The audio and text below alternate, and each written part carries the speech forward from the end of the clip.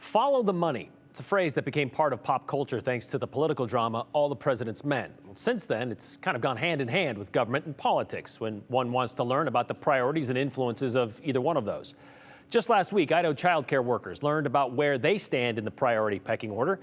That's when the Joint Finance Appropriations Committee, whose job it is to decide the state's budgets and agency budgets, they wiped $36 million in childcare grants from those budgets.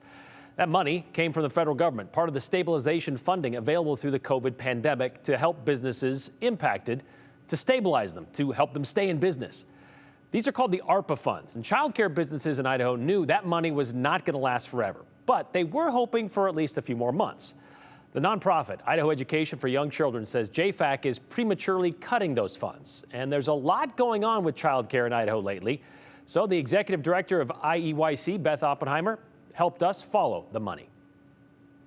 During COVID, the American Rescue Plan Act pumped $100 million into Idaho's childcare industry to help keep businesses afloat. So let's look at three separate ARPA funding sources represented by these three separate sacks of cash. The first is a $43 million supplement that is supposed to help childcare businesses from the 1st of March to the end of June. The second is a $36 million health and welfare grant to extend that assistance until the end of September.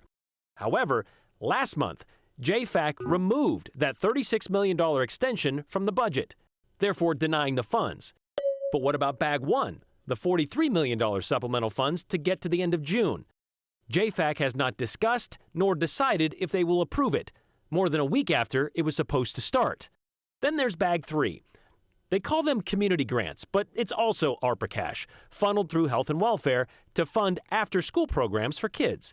The Idaho State Attorney General's office announced this week they are conducting an investigation into how that money was spent.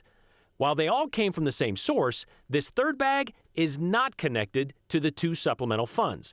Neither of those two have anything to do with the AG's investigation. Yet, as of today, JFAC has either pulled or postponed grants to assist childcare in Idaho. Hopefully that helps you understand it, but you can see how this would impact a business plan. You get told money will be available to a certain date, and you set your operating budget accordingly. The unexpected cutoff has created an immediate impact on Idaho's vital childcare industry, and those costs often fall right back on their clients, working parents.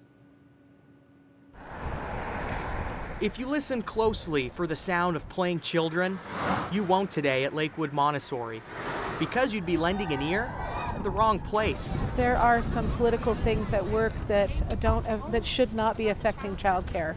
Outside the State House, that's where you'll find the kids, the parents, and the daycare staff, demanding to be heard by the budget writing powers that be inside. Yep. And Allison Kelsey? I have one 2-year-old in daycare. She's part of the collective voice. Sending kids to daycare is a tough choice, but it's also an investment. I'm employed full-time. My husband is working to build his business, and really we had childcare in place to support him building that business. The state backed up these investments with federal ARPA dollars. It was to stabilize Idaho's childcare industry through COVID. Our center alone lost hundreds of thousands of dollars over the course of that time. The stabilization grants have been vital for us. But in an instant, Mary Clements says it's over. This has happened. I have received a letter from Health and Welfare stating that funding is cut immediately. The industry banked on that funding at least until the end of June. Instead, they just pulled the rug out from under us. It's the same rug where these Idahoans found their footing. It will be a hardship. Somebody's going to pay the price somewhere. Where will it land? Extremely detrimental to our community. Remember Allison? Directly impacted by this, our family has received notice of an immediate tuition increase. A $240 hike for a $900 monthly bill just for daycare. Then our little boy only goes 2 days a week. Daycare was supposed to be an investment for Allison's family and their future. And that's something we'll probably have to put on hold because it's just more than we can afford. And now it feels like no one's listening. It's time to make some serious investment and serious change for the long term.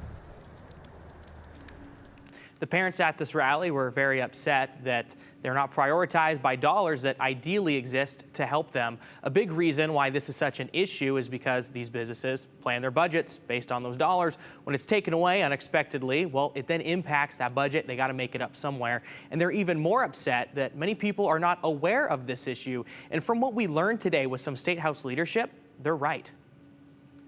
Go ahead. I'm not aware of GFAC. Well, I'm obviously deeply disappointed. So you can see Speaker Moyle and Senate Pro Tem Winder having an aside right there. Moyle went on to say that this is not on his radar. When they were asked that question, Brian, they deferred it over to Democrat leadership. So to be fair, they're not on JFAC. That's not their direct job. But these are leaders at the State House saying that I'm not exactly fully aware of it. I saw the rally outside, not exactly sure what's going on for my lane directly, but they're right. There are people that are not aware of this. Well, hopefully they'd want to learn more about it, especially, I mean, $240 a month, that bump right there immediately to healthcare, or excuse me, to childcare costs, that's a huge impact for them. $900 a month for 2 days a week.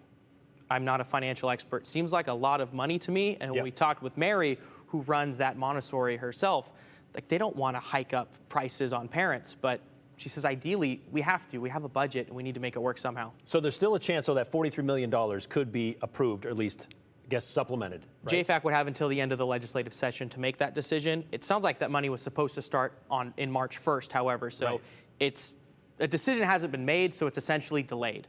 So up to date, the money's been held. So if they make a decision, at least it'll last till June, but past that, that money's gone away. Yep. All right. Thank you very much, Andrew.